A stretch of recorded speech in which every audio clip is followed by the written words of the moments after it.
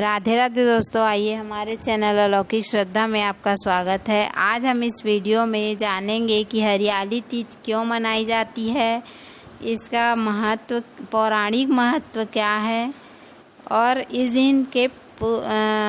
दिन कौन कौन से विशेष पकवान बनाए जाते हैं। तो आइए शुरू करते हैं। हरियाली तीज का उत्सव श्रावण मास में शुक्ल पक्ष की तृतीया को मनाया जाता है। यह उत्सव महिलाओं का उत्सव है। सावन में जब संपूर्ण प्रकृति हरी ओढ़नी से आच्छादित होती है तो उस अवसर पर महिलाओं के मन मयूर नृत्य करने लगते हैं।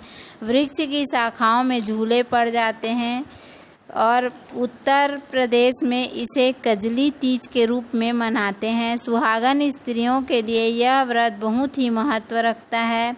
आस्था, उमंग, सौंदर्य और प्रेम का यह उत्सव शिव पार्वती के पुनर्मिलन के उपलक्ष्य में मनाया जाता है। इच्छित वर और अखंड सौभाग्य के लिए मनाया जाता है। चारों ओर हरियाली होने के कारण इसे हरियाली तीज कहते हैं। इस अवसर पर महिलाएं झूला झूलती हैं और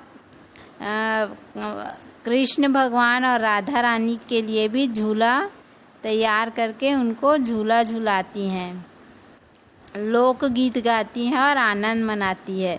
अब आइए जानते हैं कि इस पर्व का पौराणिक महत्व क्या है। कहा जाता है कि इस दिन माता पार्वती सैकड़ों वर्षों की साधना के पश्चात भगवान शिव से मिली थीं। यह भी कहा जाता है कि माता पार्वती ने भगवान शिव को पति रूप में पाने के लिए 107 बार जन्म लिया, फिर भी माता को पति के रूप में शिव प्राप्त न हो सके। 108वीं बार माता पार्वती ने जन्म लिया, तब श्रावण मास की शुक्ल पक्ष की तृतीया को भगवान शिव पति रूप में प्राप्त हो सके।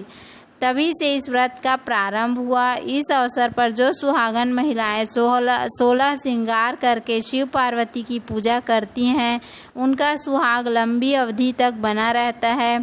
साथ ही देवी पार्वती के कहने पर शिव जी ने आशीर्वाद दिया कि जो भी कुंवारी कन्या इस व्रत को रखेंगी और शिव पार्वती की पूजा करेंगी, उनके विवाह में आने वाली बाधाएं दूर होंगी, साथ ही योग्य वर की प्राप्ति होगी। सुहागन स्त्रियों को इस व्रत से सौभाग्य की प्राप्ति होगी और लंबे समय तक पति के साथ वैवाहिक जीवन का सुख प्राप्त करेंगी। इसलिए कुंवारी और सुहागन दोनों ही इस व्रत को रखती हैं। अब आइए जानते हैं कि हरितालिका तीज में विशेष प्रकार से कौन कौन से पकवान बनाए जाते हैं। तो हरियाली तीज के अवसर पर बहुत से मिष्ठान पकवान बनाए जाते हैं जो विवाहित पुत्री के घर सिंधारे के रूप में दिए जाते हैं। यह पकवान फिर पूरे श्रावण माह में खाए जाते हैं। तीज पर विशेष रूप से पकवान भगवान उमा शंकर को भोग में चढ़ाए जाते हैं। भगवान शिव को प्रिय खीर और मालपुए बनाए जाते हैं। घेवर व्यंजन भी विशेष रूप से बनाया जाता है। लंबे समय तक चलने वाले व्यंजन जैसे गुलगुले, शक्करपारे, सेवियाँ, मंडे आदि भी पकाए जाते हैं।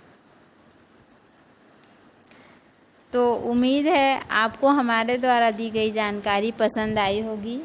यदि हमारा वीडियो पसंद आए तो वीडियो को लाइक करें, चैनल को सब्सक्राइब करें। भगवान भोलेनाथ और पार्वती माता आप सभी को अखंड सुहाग प्रदान करें और कुंवारी लड़कियों को उनके मनपसंद पति, उन्हें योग्य वर की प्राप्ति हो। धन्यवाद। राधे राधे।